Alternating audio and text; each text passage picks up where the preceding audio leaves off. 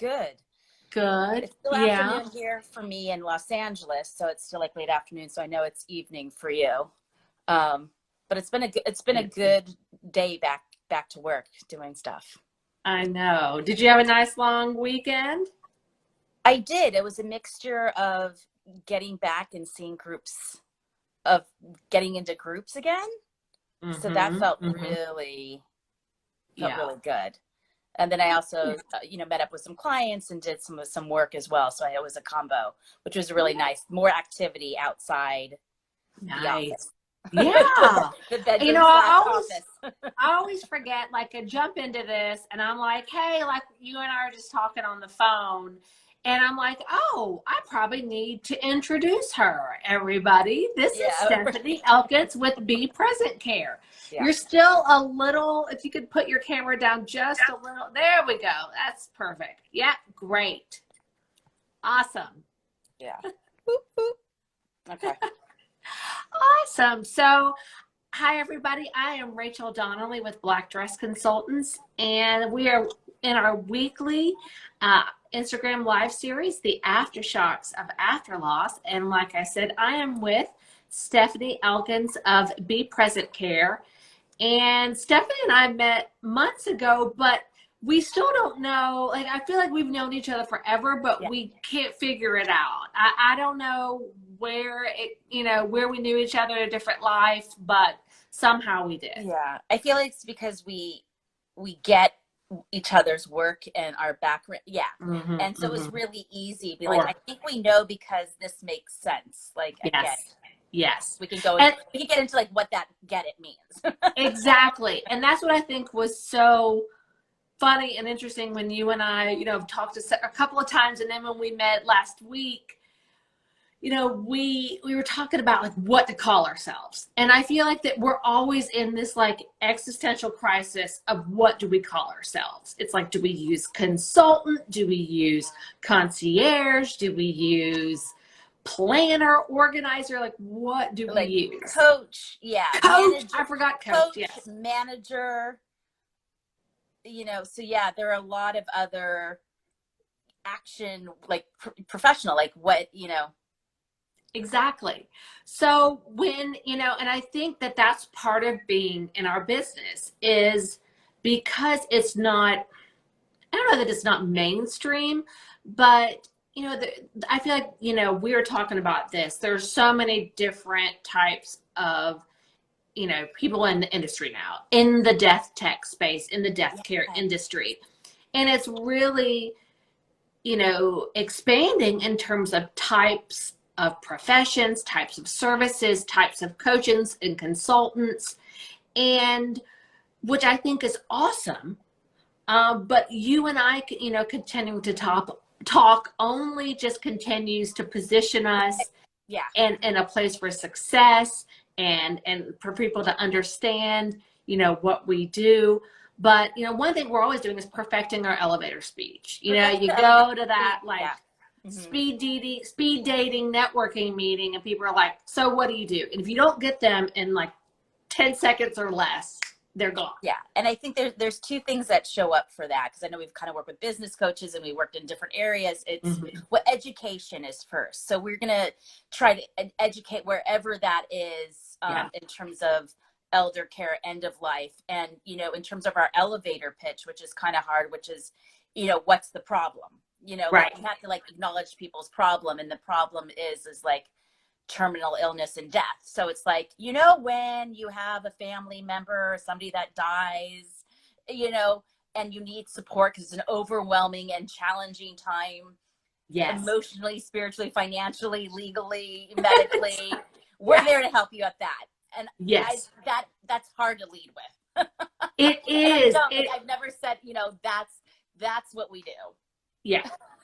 It's so hard to like continue to simmer that sauce down into something that's palatable and, people can understand and they're not like, what are you talking about?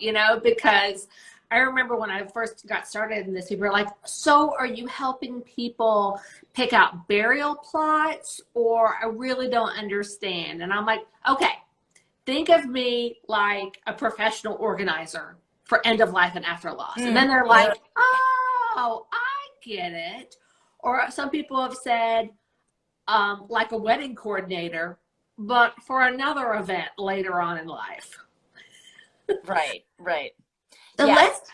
let's talk about how you work with clients, because you and I, there's a little bit of overlap of what we do, but let's go for it. So I meet you at a cocktail party, and you and I are eating the cocktail shrimp and drinking our Chardonnay. Oh, that sounds nice. That does sound nice. Can we do that next time during our Instagram live? How long are we gonna pretend? Yeah, exactly. Okay. Happen, right? Okay. Yeah. Okay. So I'd be like, how could you help me, Stefanie? What would you say? So there's like two different ways I can go with that, depending on the individual. Because this just happened to me the other day. I was at a cocktail party, but it wasn't shrimp. It was like prosciutto and cheese. Yes. It wasn't shrimp, but still great. Okay. And so somebody was asking me, and I went. There's two different ways that I could go with it, depending on their age. Is do your parents have they still living? Where do they live? What's your relationship with them, and see kind of what comes up, because you just, first of all, talk about families and who's important to you, and like supporting families where they're at in terms of navigating different healthcare systems. Dealing with different things, because one of the things that comes up for me when people say, so do you work in hospice? That's where people go. And like when you talk to people, so finally people are understanding that hospice is a great medical, continuing medical service that meets people in the home. So like, that's great that people are seeing that. I go, well, I kind of work in parallel with hospice, especially to provide the emotional, spiritual, physical support for families around different end of life options, and start the conversation. So I really help navigate that. My background's a lot around medical aid and dying, and the California, the End of Life Option Act. So kind of really acknowledging that, opening up the conversation around those. But I also help people with their own advanced care planning. So the idea at first is, and so that I did that with one person. Then I'm also, well, what healthcare system are you? If something was to happen to you right now, who's going to speak for you if you can't speak for yourself? Who do you want that to be? Right. Okay. And if it's not your, partner, depending if you're married or not, in terms of the, the next of kin or your parents, you need to have it in writing. Yes. And because the default is your family. Yes. Or not your family of choice. Yes. And so I really kind of see a lot of ahas at that moment, going, oh yeah, I need to, I should, or yes, I saw that experience with my aunt, or, we've seen it. So for me, it's really about acknowledging that person and let me kind of be your accountability buddy. And getting this stuff done, because even for us that are healthcare professionals and aligned with it, unless sometimes we have somebody else partnering with us, we don't get it done, because it can be overwhelming. So that is one way I really like being that accountability buddy, just around the advanced care directive. Because that's one thing, you don't need a lawyer for that. I mean, I talk to people about the comprehensive estate plan, and I hone in on the health. Yes. That is not our system is not really great any of our legal healthcare system in place, and you need to get this done. And that's when we come in, like between healthcare system and end of like the funeral planning, there's like huge gaps. Oh my gosh, I know. And that's, I think of one of those as one of the many blind spots of end of life and estate planning is those, the advanced care directives, and all of the articles that could be included in that. But there are so many things, and it varies state by state, of course. So basics. So I think that's kind of like when I say meet people where they're at, because there's also, I can work with solo agers, and they really don't have that family or that friend. They don't want to rely on they have a niece that lives, doesn't live in the same state, but would take care, but they don't want to feel like their responsibility. So who are the other individuals? And there's fiduciaries, but also geriatric care managers, which is also where I sit. And geriatric care management is when in, we're aging and there's still a lot of challenge, but I want to be able to start and that's where the advanced care planning piece is so important, to start like, meeting them out sooner in terms of, okay, mom fell, things are changing. My sister and I don't talk. What are our priorities? Oh, it's grief that we're talking about. And so with that, talking about grief, who's going with mom to doctor's appointments, who are the caregivers, like how much do we need? Mom's been independent, like getting somebody in the house who's overseeing and managing that. So advanced care planning directive is kind of my core place in terms of starting the conversations on everybody's overall care. Well, and I love what you say about meeting people where they are, because I think that so many people get hung up, oh, well, I haven't made those decisions, or I haven't decided this or that. So then they just don't do anything at all. So I think in this whole process, it's meeting someone where they are and then explaining to them, if you just make a couple of decisions right now to make sure that some things are buttoned up in case, God forbid, you did fall and were incapacitated. And it's ongoing. I mean, so our other word, it's a process, or it's a practice. It's a conversation. So, I was never really a cheerleader. I mean, I was in a sorority, but I wasn't a cheerleader. But now I really am, in terms of, encouraging people to that whatever they are doing, it's something, and not buckle up because I know my folder is still sitting by my bedside, but somebody needs to know, but it's not locked up in a safe somewhere. So it's kind of updating it and acknowledging where it is and what it says, because it's an ongoing, but at least starting something. And that's why, I'm a fan of the death deck too. Which is because it kind of is an opportunity to start those conversations, or using other tools to do it, because it doesn't always, doctors aren't, you have to be your own advocate, because it's not top of mind for people. No, it's not. And I know you kind of have gone through it with your own folks. So it's just so personal. People feel like, to talk about it, you don't talk about it, but I'm like, be proud of it, that you have a relationship with your siblings or parents that you can, your family of choice. So, you can still feel empowered for your own, be exactly advocate for yourself. Yeah. And that's what I get this question a lot, when is the right time to do end of life planning or estate planning? And I'm like, right now, right now, because, I've had clients that have spanned ages, from working with a 28-year-old widow to working with, the parents of a deceased, adult child. And, so it's all over the place. And, as we're entering the summer and people's kids are about to go off to college, this is the time for advanced care directives for them. Right. And I think it's okay, so the first point is just identifying a directive. Let's just break it down. Okay, you don't have to do the whole thing.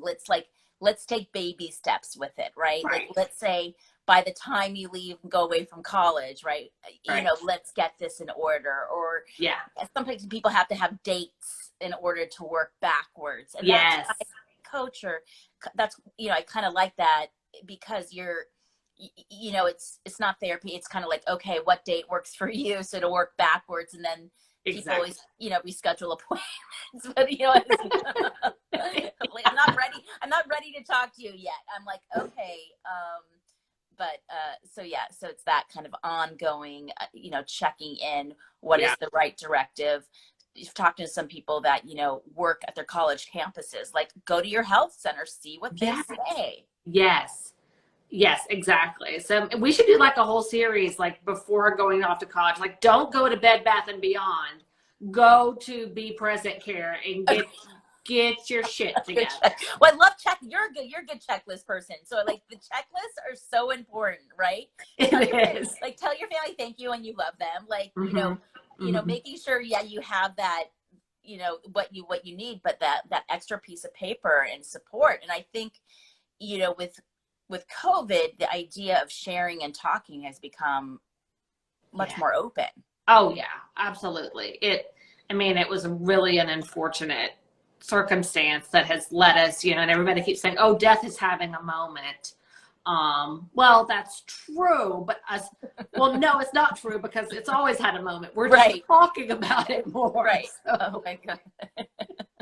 I mean, and going back to what you originally, like, it's an industry. So like, how do we talk about it? Do we talk about it in business terms, or we talk about it like life terms? This is something, Well, because it's sorry, folks, but it's inevitable, and get your shit together now. That's So, what are some of the questions, some of the things that people can get hung up on as you're going through the process? They don't have kids or relatives that live close by. What are some other things that they get sort of hung up on?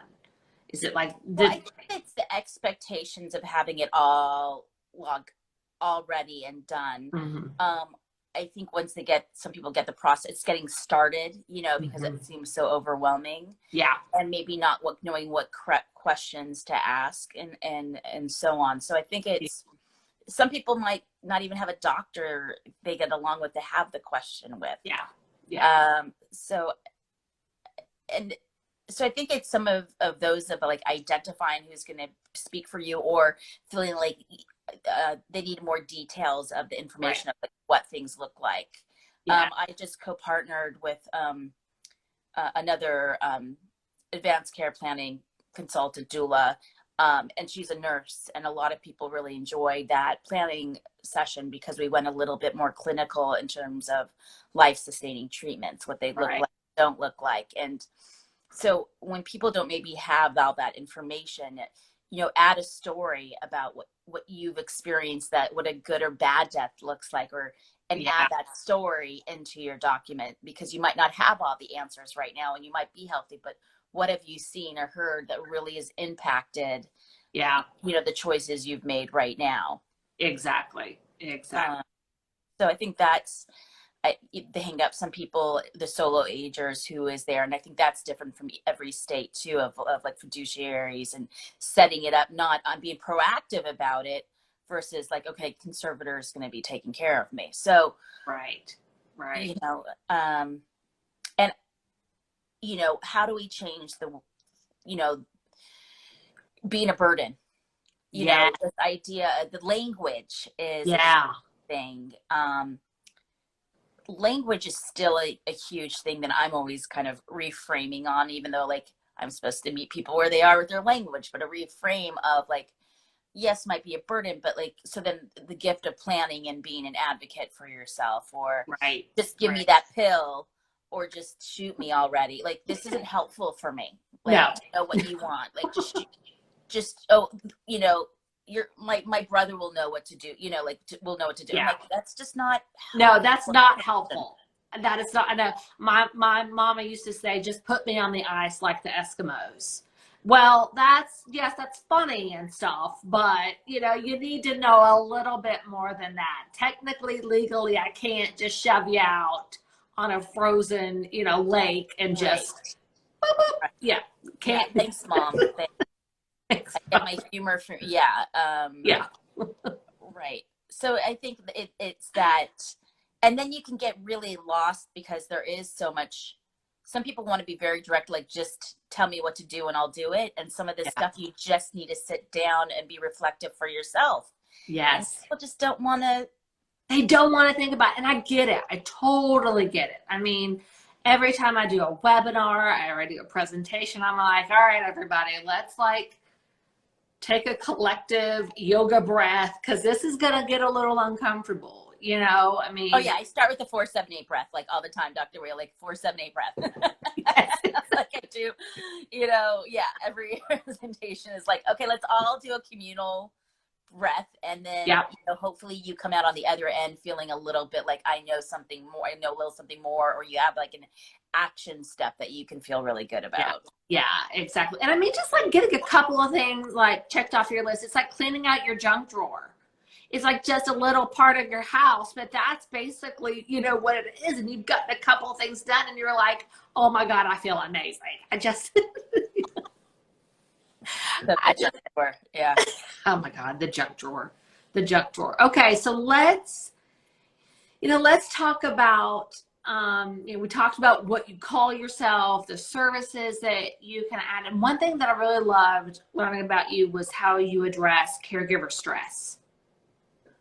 Oh, yeah. I mean, validating that, and because it is such a journey for everybody.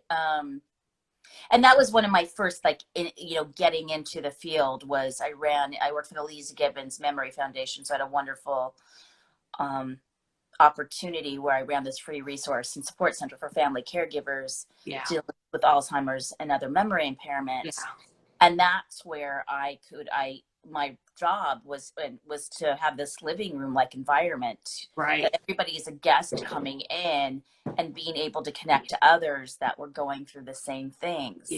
And so being able to kind of gather in community, validate them, see what their priorities are, provide some education, and some people just need to be heard, but also get some tools. So I think, caregiver stress is, the struggle is real, man. The struggle's real, but I would always say, no matter what, family dynamics and grief are the two biggest things. And so stress is big, in how we kind of, because we want to get it right, we want to do good by our loved ones, or but family dynamics and grief can really, just saying that can really, when you acknowledge that, then the other stuff, So, and I feel like there's, once again, they're the unspoken heroes, and it's us, it's not others. And I think that's one thing that a lot of people that work in the field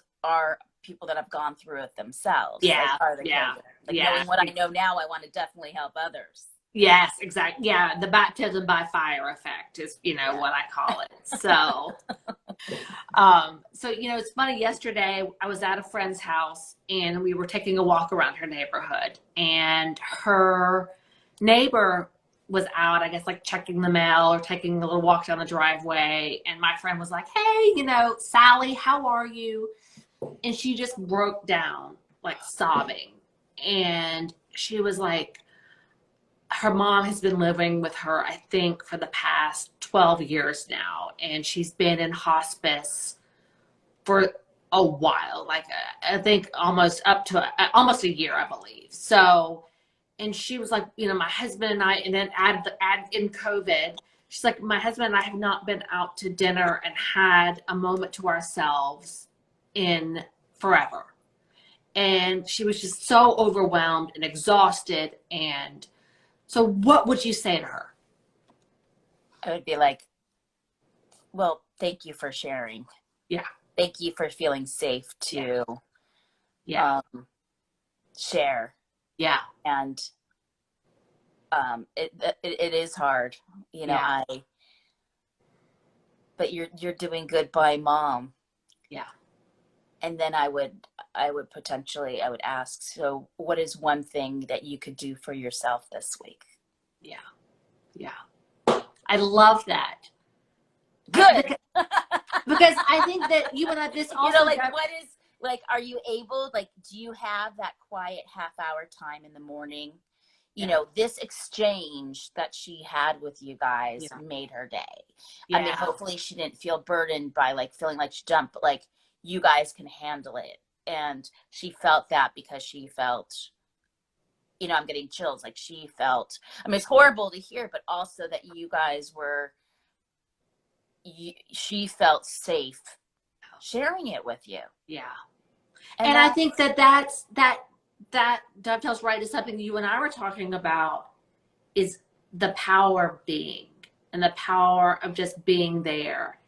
And not trying to fix everything. Oh, right. She's like, you know, like, does she whip out her calendar? Like, what day you want me to come over for dinner? You know, so you and your husband can go out. Like, and then like, what just happened? Like, you know, the first thing is like my thing. I was like, okay, does she offer to offer? But in that moment, that she felt comfortable and safe sharing, taking a deep breath, being emotional is huge, and that not everybody can do that. I mean, that's the being versus doing. The idea of unconditional positive regard or active listening is such a gift. Yes, it is. And not only in this end of life space that she's in with her mom, but also, you know, in the after loss space. And, you know, we talked about, you know, a little of, you know, I just see so much stuff out there. What do I say? What do I do? What's the right thing to say? What's the wrong thing to say? Things you shouldn't say. Here, you know, there's so much stuff out there that I think people may have a little bit of just paralysis. Yes. In terms people want to know the answer, and for everybody, it's like we're all unique individuals. Yeah. You know, there are some like top 10 that you could do, like just don't say that, or don't you know, just forget, you know, just don't call them for a year, you know, like that's not like the best thing to do. But after loss, that's such a another isolating, lonely. But what's so amazing is that there are certain communities that have rituals of support, you know, not just faith-based, not, you know, communities that kind of have that built in, at least afterwards during mourning time, of ritual of being present for, you know, I'm Jewish, so there's that ritual Shiva after, for like right afterwards, of holding space for people. And then I was talking to some individuals that were Filipino, and that's also really important, you know, in their culture. But yeah, the after space of, am I going to get this right or wrong? Yes. Even those that are, even those of us that are death care professionals or end of life professionals still feel that way. You know, can have that moments of judgment of ourselves around like how we're doing this. Exactly. But I think that idea of listening, and I learned, I think it was an Endwell event a few years ago, and there was a young girl. Well, she was you know, like a preteen. Right. I remember she said, you know, after her father died, she was up there because she was speaking about how her father died and how she was handling it afterwards. And everybody's like, how are you? You know, like, and she felt like she had to say, okay, like she had to say. And then I remember her saying, like, if somebody asked me, like, how are you doing today? Like, that was just a quick, like, it gives you an opportunity in this moment right now. Yeah. To feel however if you want to feel shitty, or if you're like, I'm doing okay right now. Like, there's an opportunity to give a little bit more. So that's kind of my go-to, is like, how are you? I love that. That right one now. Word. That today one word. Like, get permission to be like, because it's not like forever. It's like, right, like I'm having a good day today. You know, I didn't sleep, and then there's an opportunity for a little more engagement. Exactly. Yeah. But yeah, that one word just adds so much. And I don't know if you listened to Nora McInerney's podcast, Terrible Thanks for Asking, which I just love. And it's, you know, I'm terrible, but thanks for asking. Right. I mean, which you are allowed to say. You don't have to say, I'm okay, or I'm, you know, whatever. You can just say, I'm terrible, but thank you for showing up. Yeah. So what are some takeaways that if you and I had like a soapbox up there, and we had everybody listening to us right now, we had everybody's captive attention, what would be like a couple of the things that you would want them to take away from our talk? If you're like, okay, and go, here are your action items. Well, I think that there's some amazing resources out there, like you and I, that are willing to be of support and guidance. Yeah. You just have to be, not afraid to make yourself vulnerable, and the whole idea of giving and receiving. So I think there's a little bit of, or sometimes you don't know what you don't know, but that's, let me get back to your question of, because I think you're a wealth. So I would be like, you need to be here because we're not afraid, and we want to make sure that you feel comfortable and safe. I think that's the thing, is like, I want people to feel safe. Yes. I love that. So, and safety covers physically, medical, physical, emotional, Right. Financial, legal, and spiritual safety. So that's the one thing, is like across the board, no matter what age, there's a lot of different spectrums to look at, like how you're doing. Right. And meeting goals. So, but in terms of the idea of advanced care, like planning directives of, I think that's a priority. Like, I really wish that conversation was set up with a driver's license thing. Oh like, my gosh. Not just organ donation, but like, who's your emergency contact? Like, let's make that an advanced care planning person. And every year, every time you renew, like, you have to update that, right? So like, that would be a soapbox thing, right? Yes. At least it's there, and it makes sense. The organ donation, like, you put on there, who's your in case of emergency, who do you want us to contact? Yes. So that there, or when you get a chronic or terminal illness, that there is an opportunity of a parallel track of starting that conversation around advanced directives and what's important for you at this time. Right. So those are key, like around advanced care directives, that I want people to kind of jumpstart. So that's kind of what I do, jumpstart on getting that done, and that piece, even before, like, because that helps down the road. I think the other soapbox is, grief is real along that. And so I think that's an opportunity for us for real connection, if people acknowledge that and share. And, all life matters. Yes.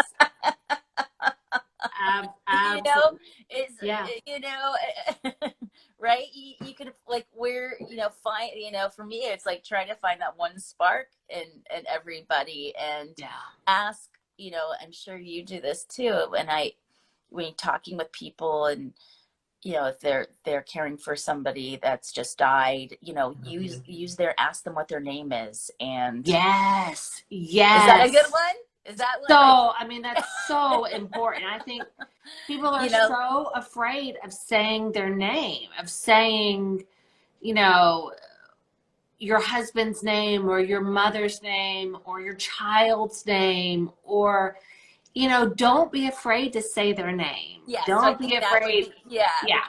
Don't be afraid to say, I really miss Steve, or I really miss, or my favorite memory. I think that, because it's just a different relationship now. So I feel like that is really key, is, kind of taking away some of that fear around the conversation and not knowing what to do. I mean, we all have that. We feel that in our body. We're sensitive to it, but acknowledging, honoring that. And then, I love that. There's some great resources. It is a booming field, but you in terms of working with different people, like, make sure it's a fit.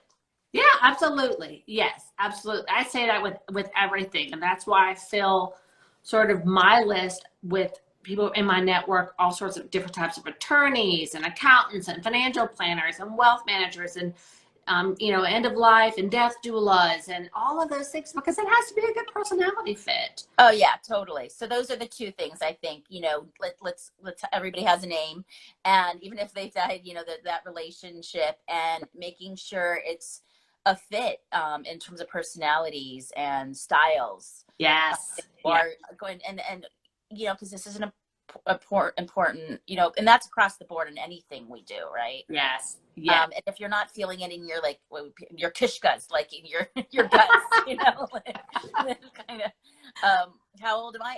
But if you're not feeling that, then that's, there's other people out there to be of support. Yes. Well, and speaking of saying names, like I was supposed to reintroduce you halfway through this. Hey, everybody, this is Stefanie Elkins with Be Present Care. And I'm Rachel Donnelly with Black Dress Consultants. Yay. And I feel like now I should give you a new title. Like you were talking about being a cheerleader. And I think now you should be like an end-of-life cheerleader, or that should be your new title. Or... Well, that is, so I'm now, so I started off like continuum of care coach and consultant, and that's kind of a new, you know, and then I went to elder care coach and consultant. Right now I'm elder care manager and end of life doula. Okay. And so it's kind of like I always, with an and or a dash, you know, yes. for what I'm doing. Yes, yes. But, yeah. But yeah, the cheerleader with end of life, it's, you know, I had enough when I was working for Compassion and Choices and promoting educating or advocating for medical aid and dying. Right. And there were enough people in hospice. And before my first job was working with caregivers of Alzheimer's. And so I wanted to educate, you know, the Alzheimer's community around, you know, this end of life option, even though it's not a fit, but I want people to be, right. You know, knowledgeable. And so when I would even talk to hospice or people, you know, working with Alzheimer's organizations, and I told them what I'm doing, they thought I was promoting death.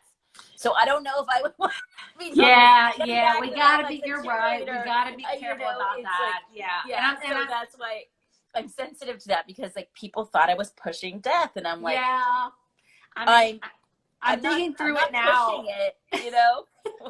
You know, and I usually upload these videos to YouTube, and I'm like, oh, you're right. Being an end-of-life cheerleader probably wouldn't be, you know, ask you if it's made for kids or okay for kids. Somebody might beg to differ. So we're not promoting. I think it's like, you know, being sensitive, like you have, even within our community, do people say, you know, death and dying, or do they say end of life? Like, where you sit on that? I mean, I'm still, you know, it's everybody's own comfort and owning that. Yeah. And so where are you right now with your, are you founder of Black Dress Consulting, or, I mean, where are you at? Me. So yeah, so what I say is I am an end of life and after loss consultant. End of life and after loss consultant. Nice. Yes. So that's what I say. And then people are, when they're like, I get that a lot. I sort of go into, I'm like a professional organizer for after loss and end of life. And I go into, you know, asking them a question. Have you ever experienced a death in your family and you didn't know what to do? And have you ever Googled what to do after someone dies? Yeah. Oh my God. I wonder how many hits that has. That's probably a lot. I mean, you know, and that's one of the, you know, I am writing my memoir, Dying for Dummies, a memoir, because I just have so many great stories. But you know, you have to laugh at life, right? Yeah, so you have to. Yeah. You have to laugh. I mean, what's Googled the most, you know? Yeah. You have to, but yeah, I think that the more that you and I talk, the more that people in our industry, our community, our network just continue to talk and prop each other up, it's only going to provide and position us for success, to add value, for legitimacy, because people don't know they need our services, but they need our services. Right. And I think it's always, it's for a lot of things, it's like knowing what I know now. Yes. And, you know, really, whatever, if people take advantage of services or not, it's about the validation of what they've been through.